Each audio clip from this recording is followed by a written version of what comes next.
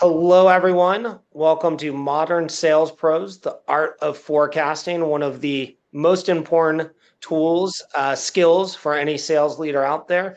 And I've got two incredibly distinguished guests with me today. I'm Brian Lawrence, VP of Sales over at Quasar, but I've got Ben Kwan, COO of Lead IQ. Ben, how are you doing today? I'm doing well. Thanks for having me here, Brian.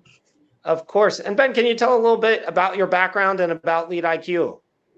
Sure. So, as you mentioned, I'm the COO at Lead IQ.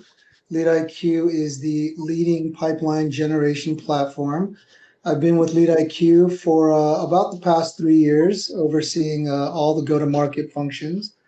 And prior to that, I feel like I've spent a lifetime at various SaaS startup companies, very much enjoying the trials and tribulations, the turbulent teenage years of startup companies going through hypergrowth and getting to become a public entity. All right, David, and now David, over to you. David Verteen, VP of Sales and BD over at SalesLoft. David, how are you? I'm good. Thanks for having me here. Like you mentioned, I currently lead our sales and business development function here at SalesLoft. I've been in sales for about 15 years, past 10 in SaaS. I've had a wide variety of different roles within the software space. Previously led sales ops and strategy at a Series A, Series B company, and also worked at larger organizations like SalesLoft.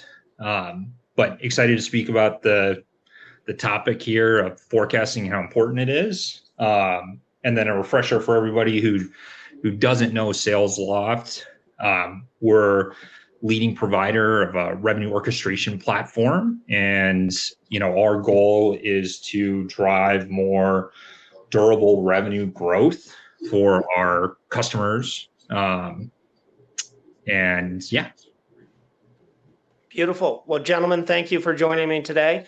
And I'll start us off with a belief that I have, which is for a CRO, a VP of sales, anyone who owns the revenue number, that you can miss your number, but you can't have surprises. You can't miss a forecast. And Ben, I'll start with you because I'll share.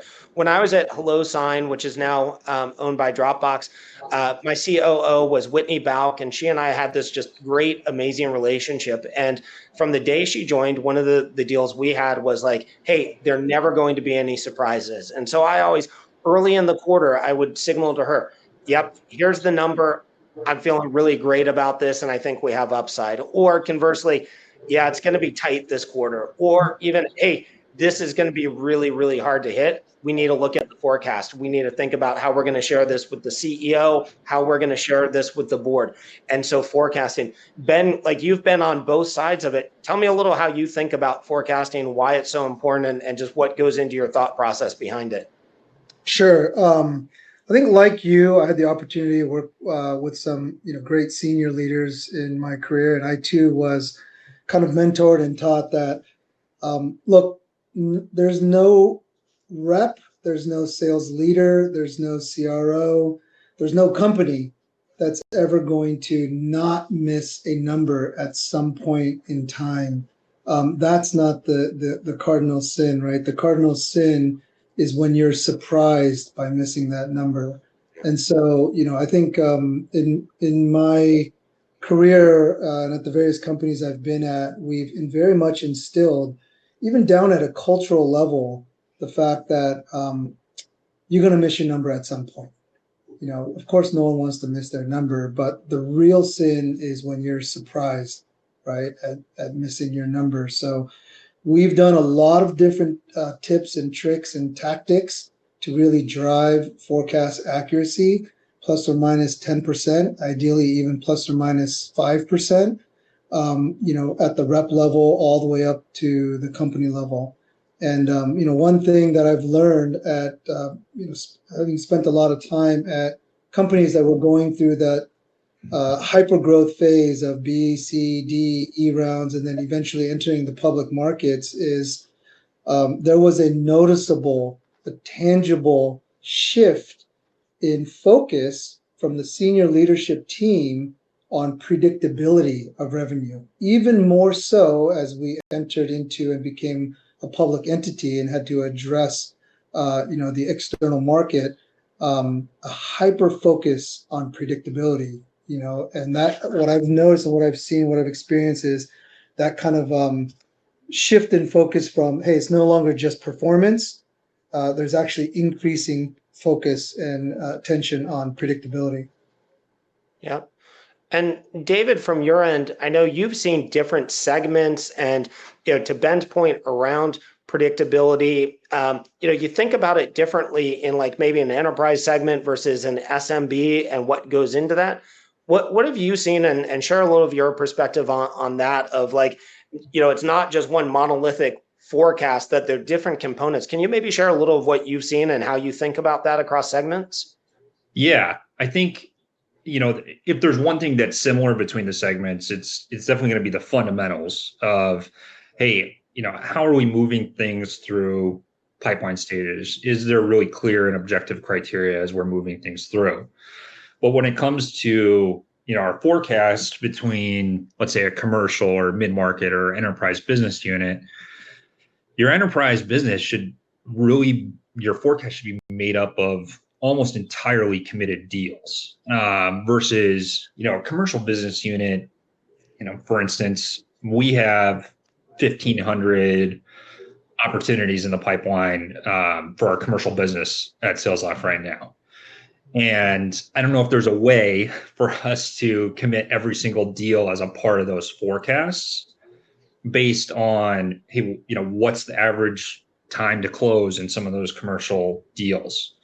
So largely, a lot of that's based on like historical close one rates based on those pipeline stages. So it is going to vary. And it's just important to get clear on how you're forecasting and what the structure and process is in place between those different segments and business units.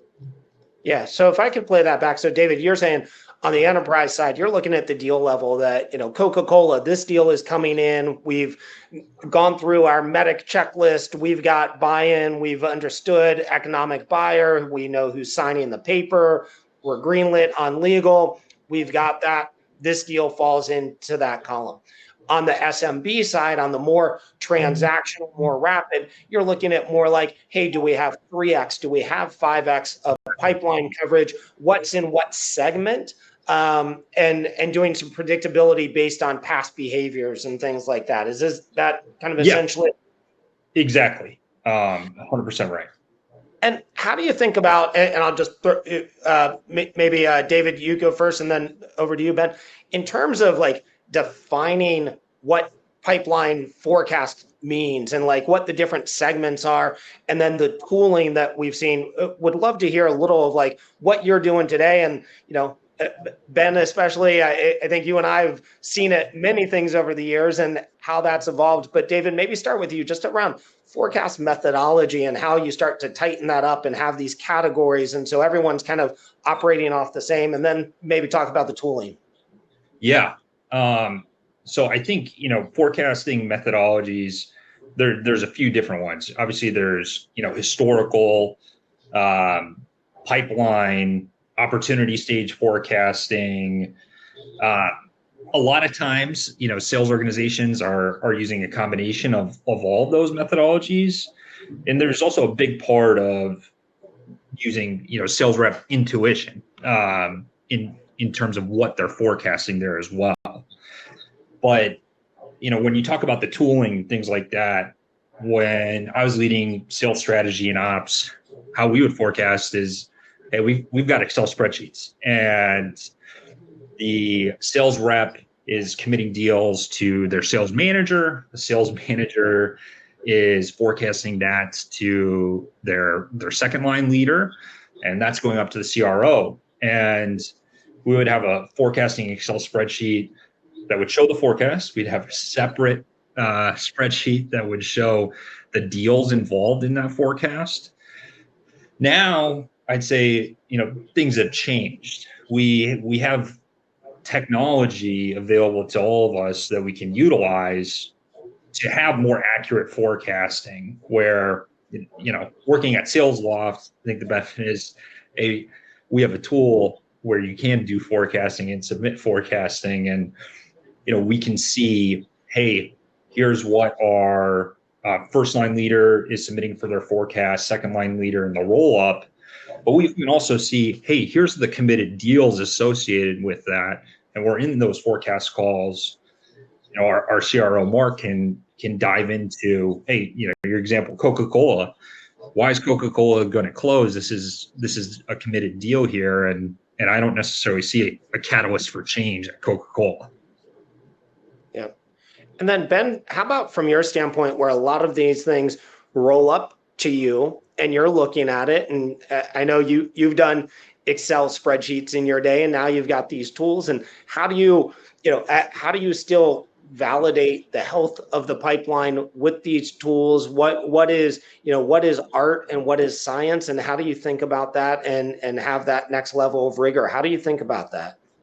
Yeah, I mean, I think we all know, forecasting is part art and part science, and I think about, when I started my career 25 plus years ago, a lot of forecasting was, hey, handshake and my word is as strong as oak, right? And I think as we've evolved over time, David, I love the fact that you have strong background in sales strategy and operations, because what I've noticed and what I've seen, not just from a process perspective, but also from a technology perspective, is that people are really embracing analytics, right, to help drive their forecast accuracy. I would hope that everyone has a strong operations team to produce those type of analytics, and I would hope that they have a leadership team that really embraces and leverages those analytics. David, one thing that you mentioned resonates very strongly with me, which is, and I've done this many times in the past at various companies wearing my RevOps hat, where, for example, in the enterprise business, we knew that 90% of the deals you close within any given quarter was not only present, but needed to be in a later stage on day one, right? 90%, 90+% of the business you needed to walk in the quarter with, right? Otherwise, it wasn't a forecast, it was a hopecast. Conversely, we did a similar type of analysis for our high volume, high velocity business. 60 to 70% of the business closed by that segment didn't even exist on day one, right? So, what polarizing, difference in the way you have to forecast and the way that leaders have to forecast, and the way that we've supported a lot of that in the past was to provide that robust analytics with historic trended information to show that, enterprise sales leader, or to help that enterprise sales leader or that SMB sales leader forecast that, in a way that's relevant to their business, right? So that's kind of, one thing I want to mention at high level is there is a lot of tools, a lot of process changes, and a lot of deep analytics that you can leverage, and I see a lot of sales leaders, David, like yourself, leveraging a lot of this information now, right? And to build on that, David, to Ben's point, I guess both of you have really strong strategy and operational backgrounds. How important do you think that is for a sales leader, or where does that come with the, building out a RevOps team, having a finance team provide that? What do you see that is like key for a sales leader? Like, do they need to deep dive into things, or is it the tooling, or where have you seen success, and what do you see as the challenges, and how do they partner with like RevOps and the finance team to make sure they have the data, that they have the insights that Ben just kind of articulated? What's your advice there, and what have you seen? I think it's important for sales leaders, sales managers, first-time managers to understand, like, hey, why is forecasting so important? What's the impact of missing a forecast? Because when I was working at a Series A, Series B company, we didn't necessarily just set quotas straight for the entire year. A lot of times we would change quotas quarterly. And some of that would be based on the forecast. And if myself and my VP of sales went into the quarter and we're really confident about the number, we would sometimes raise quotas, but at the same time, if we underestimated what the team was going to do, that was going to impact commission payouts significantly and the health of the business. So I think it's important for the team to understand that, but also, with frontline leaders, second line leaders, having the process in place and the rigor in place of how we're going to forecast. Hey, we have a first line leader call where we're doing the forecast. We have a second line leader call. We have a CRO forecast. RevOps is there to, I think, support that. But with our sales leaders, they're really doing a lot of that intuitive forecasting, and RevOps is checking them on, hey, here's some of our algorithmic forecasting of what we really expect based on that historical data of what's going to happen. How do you get, so I've yet to meet an AE who says, my absolute favorite part of the week, the weekly sales forecast call. How do you get the AEs and everyone else in the org to, one, to embrace it, to take it seriously, to put time in, and two, what are the consequences, or what have you seen if folks don't do that? I can go first. So I think, I think David and I are both smiling here because we've all seen that. We've all felt that, right? Forecasting doesn't have to be a bad thing for the sales reps, right? I think, but that being said, let me first start on the consequence side. I think part of sales forecasting at the rep level should be seen as hey, this is a term of employment. This is just a part of your job. And I really do believe that it can be and should be a cultural aspect of your sales organization, right? And I think if you implement this as part of your go-to-market culture, it doesn't necessarily have to be a bad thing.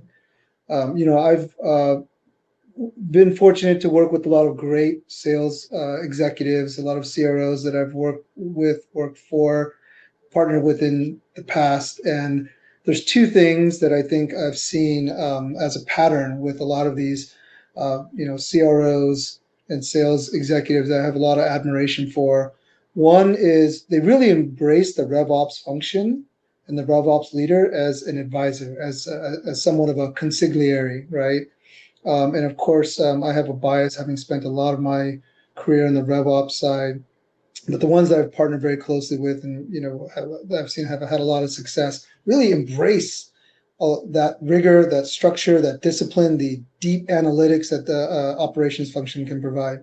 The second pattern I've seen, or second habit I've seen, is these CROs really embed forecasting into their culture, right? The weekly forecast call is a sacred meeting. Everyone should prioritize that internal meeting.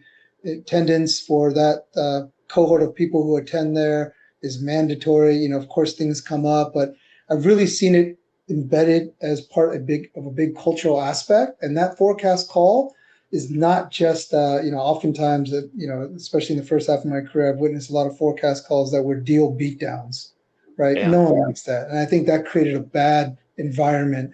Doesn't have to be a beatdown, right? In fact, what we do today here at Lead IQ and what I've done in the recent past is we often use that as a forum to acknowledge and promote individuals based upon their performance, right? And so we've actually turned it into yes, it's a weekly rigor where you need to have discipline and structure in how you're running either your deal if you're a rep or your organization if you're a sales leader. We also use that as an opportunity to promote and elevate and acknowledge performance, right? So it very much became a cultural aspect that way. Yeah, and David, how about from your end? And in addition to responding to what Ben said, how do you kind of make that balance of making sure people take it seriously, making sure it's a positive experience, that it's not a beat down, but people are accountable, and also making sure, I think one of the things I've seen is, hey, nobody, people aren't going to care anywhere near as much about the other people on the team, their deal and their forecast, as they care about their own. So how do you keep them engaged? How do you make it not like one person is droning on and everyone else is checking email, but that you keep everyone engaged? David? Yeah. So I think Ben brought up, we've all been at organizations where forecasting is like a deal beatdown, not fun. And I think when that happens, reps are hesitant to deliver bad news, or be transparent in their forecasting, because they know, hey, if I say this, I'm going to get beat up here, and that's not going to be good.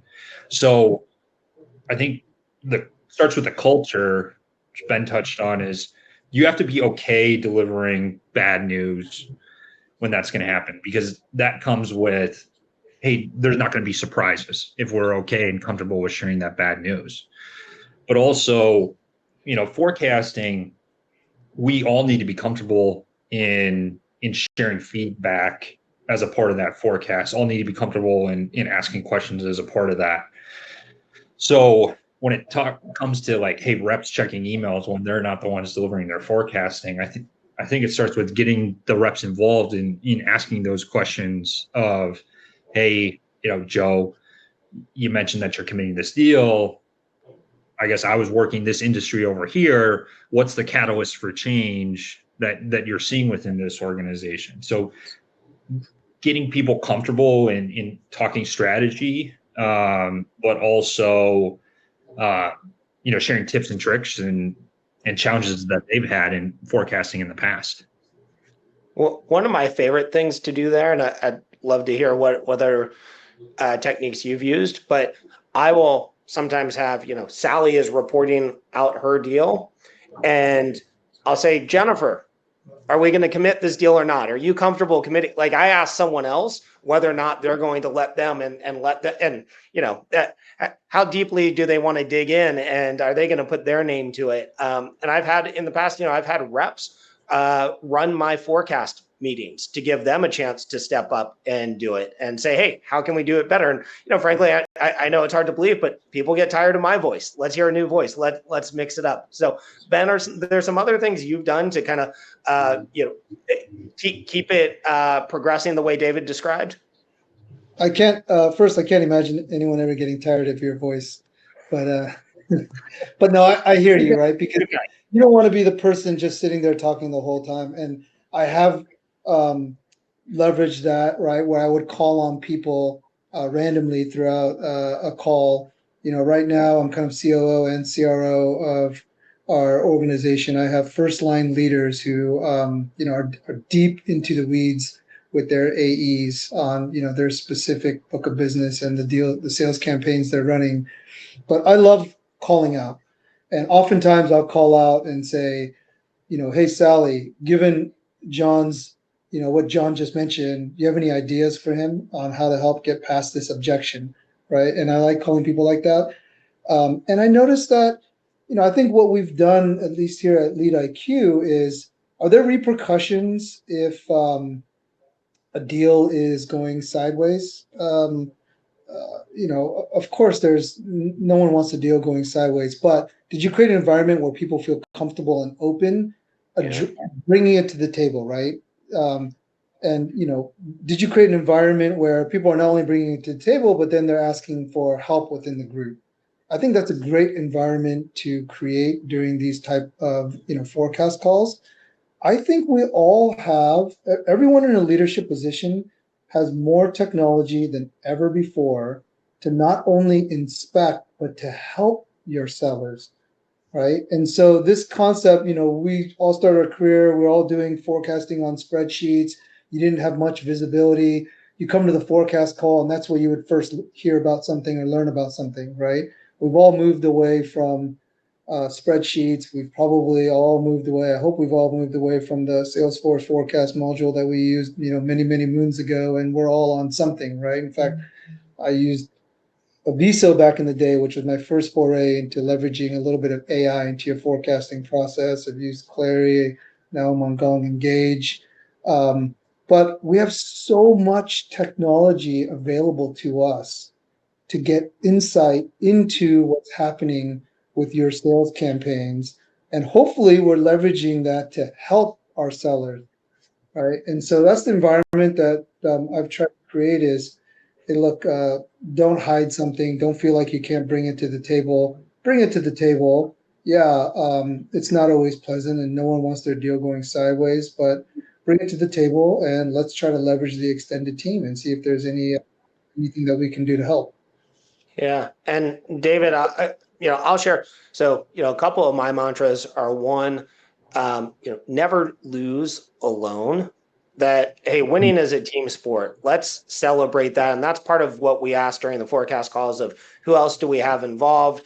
Is our CTO connected with their technical person? Like, let's map that out. Let's make sure we do that.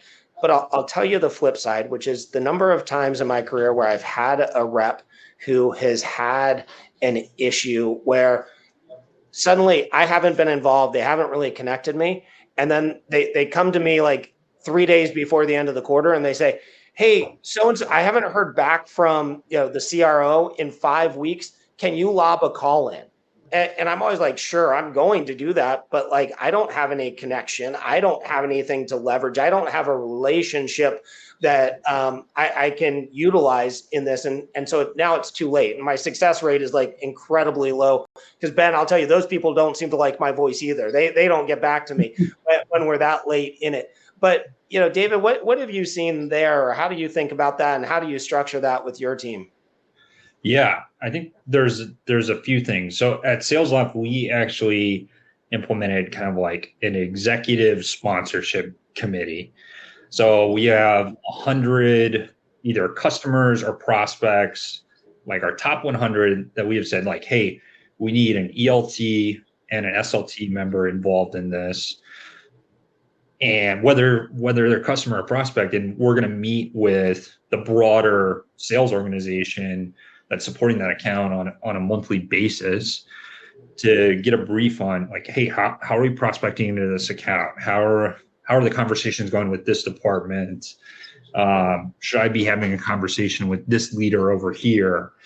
That's helped a lot. But to your point, there's still going to be the more reactive where it's, hey, we need to go after this individual. Number one, we really encourage the team to take a look at, hey, who is that prospect or that account connected to, on LinkedIn, right? At our current organization.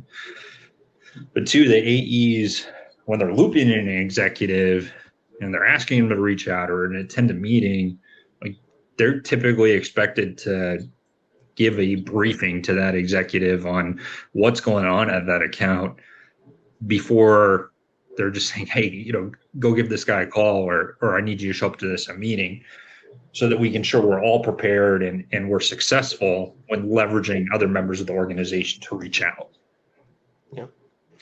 And if a sales manager or sales leader wants to learn more about forecasting and the art of this, obviously modern sales pros, the group discussions, and I've seen so many great questions get asked. I've learned so much from reading those.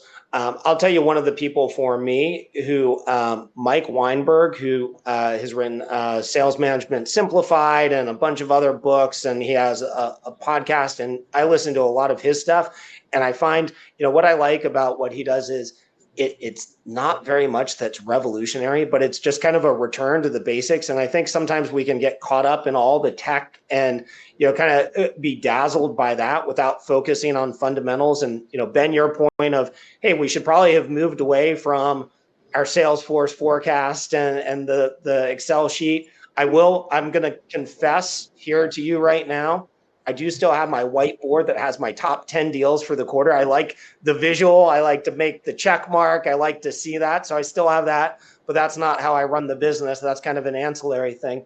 But, for me, like some of the things that I just listening to Mike Weinberg, and it's like oh man, I've kind of fallen away from this. Let me get back to this. And having, one of the things I do is have one-on-one conversations, diving deep deal by deal into the pipeline with my reps, that that's the sole focus is let's go through your pipeline. What have you created since the last time we met? What have you advanced? And then what's closed? And I truly believe if you take care of those first two, if you're creating enough and you're advancing enough, kind of David, to your point earlier about like, based on historics, enough things are going to close. Like I've just found that consistently to be true. So that's one of my focuses in my one-on-ones with reps where I go through pipeline is looking at created, advanced, and closed. Are there folks out there who you think are really knowledgeable and just great resources, whether it's communities, podcasts, books, or things that you might recommend that you think people could brush up on and learn from? Yeah. So I'm a member of Pavilion, another, sales community. And, I've gone to CRO school and, learned kind of more of the science behind some of those things. But honestly, a lot of the sales leaders I've worked with in the past and now I've relied on in terms of like best practices and, sales leader friend of mine, Mark Gassworth, who hired me as a sales rep, is somebody that I talk to, I'd say every other week or every week when if I got a problem going on at work or I'm thinking about something, whether it's forecasting or not, like I'm calling Mark and we're talking things through. And I feel like having that one-on-one relationship with somebody outside of your business has been the most valuable to me. I couldn't agree with that more. And just the number of times where, I bounce something off someone and they just have it. I'm sometimes so in the weeds and they say something to me that sounds like so simple. And in my voice, I kind of hear them saying, how is this not obvious to you? But like you get caught up in it, and having someone with that outside perspective, like I've always found to be really valuable. Ben, from your take, resources or ways to educate themselves, sales leaders, doing what David mentioned of having like an outside perspective colleague that you can sync with. What are some of the things you do? Yeah, well, first I wrote down Mike Weinberg. Love to check out that podcast.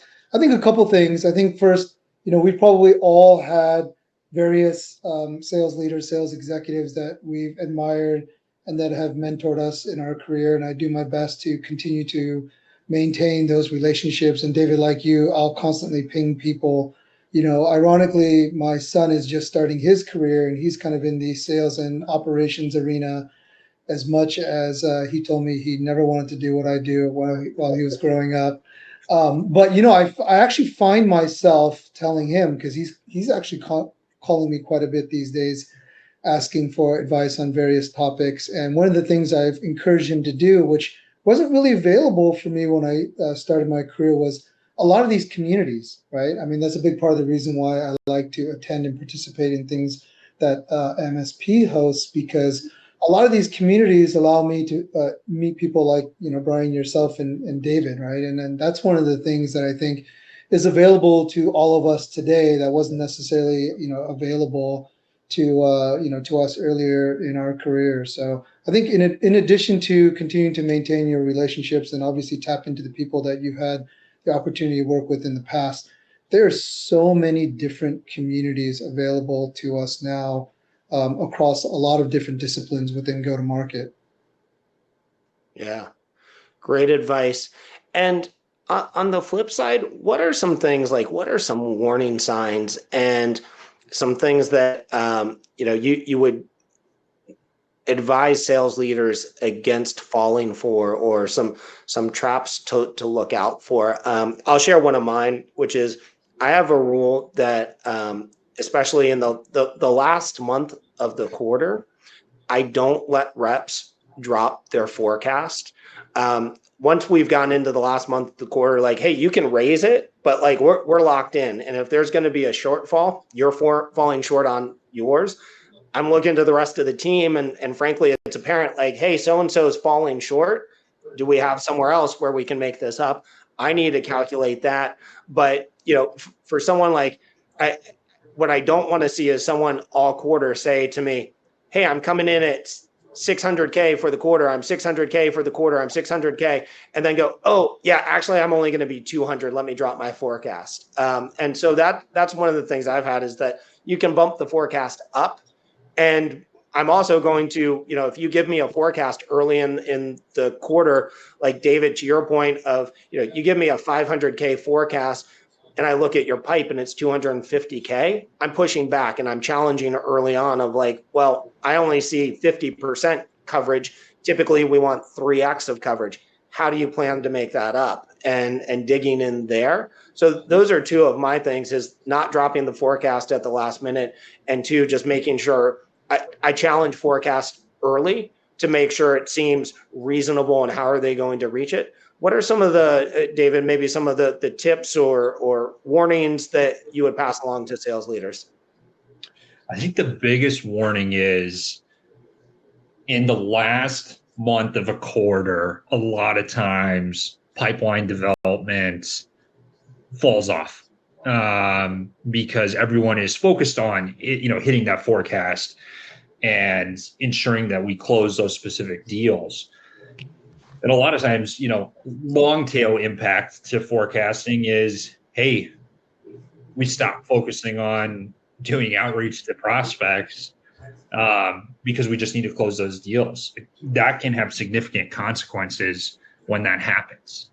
I think that's a huge red flag. And then I would say too, if you're not consistent in your process of forecasting, and it's inconsistent in terms of even just the time of the week you're doing it, the questions that you're asking in that forecast call of deals, you're going to get different information, and it's going to be hard to make sense of that forecast. And if you make too many changes to how you're forecasting it and how you're looking at historical data, there can be consequences. So I'd say those are maybe some of the big red flags. Great ones. And then Ben, the final word, bring us home. Sure. So, I want to touch on one of the tips that you just mentioned, because I think generally that's good practice, which is, hey, exiting month 2, you really shouldn't drop your forecast. At this point, yeah, you can increase it, of course, ideally, but, don't lower your forecast after you exit month 2. I do something very similar. I actually let everyone in the organization know that I'm going to record your forecast on week 8 of the quarter. And then after the quarter is over, during QBRs, I make everyone report who was the most accurate, who finished closest to the pin against their week forecast, right? And my thought process on that is, hey, look, exiting month 2 and going into the last month of the quarter, going back to our beginning of our conversation, you shouldn't have any surprises. You should know, and you should have pretty, you should know pretty damn well where you're going to end. And what I do is I measure closest to the pin on that week 8 versus your end of quarter. And I'll actually call out and acknowledge a winner. And at times, many times in the past, I've given a closest to the pin award, right? That person necessarily wasn't the person who had the highest performance, but in that way, I'm going back to like instilling the culture of why forecasting is important. I always tell people, when, especially people earlier in their career, strong forecast accuracy quarter after quarter shows the organization, shows your leadership team that you have command of your business. Yeah. And then the second thing I'll mention real quick is I often say it's okay to make a mistake. It's not okay to make the same mistake twice. That tells me you're not learning, right? So kind of going along, Brian, what you mentioned about, hey, I meet with my reps one-on-one. I create an environment where, I'm working with them to make sure the deals are progressing, so they're not just forecasting something that really has no substance behind it. I try to create an environment where, okay, let's go through this together. Let's go through this deal detail if necessary. If there was a mistake made, okay, fine. That's okay. It's okay to make a mistake. Let's just never make the same mistake twice. That means we're not learning and growing as an individual and as an organization. Yeah, great insights. And, I'm kind of reminded of Warren Buffett when he talks about reputation. He says it takes you a lifetime to build your reputation. It can take you a couple minutes to lose it. And I think, Ben, to your point of building confidence, having the trust of your CEO, having the trust of the board, having the trust of your team, going back to forecasting. And so I think this is like one of the absolute most critical things that a head of sales needs to do, is be able to understand forecasting, to be predictable, to be consistent. And it's a fantastic way to build rigor and camaraderie within your team and give this shared sense of mission, but to articulate who you are as a company and who you are as a sales organization by not just, flying at it and being, I think, David, you touched upon being consistent and being methodical and having just a clear set of standards. And so, David and Ben, I just want to thank you both. Such great insight. So fun to have you both on, and thank you for sharing your knowledge with our audience. Thank you, gentlemen. Thank you. Thanks for having us. Thanks so much.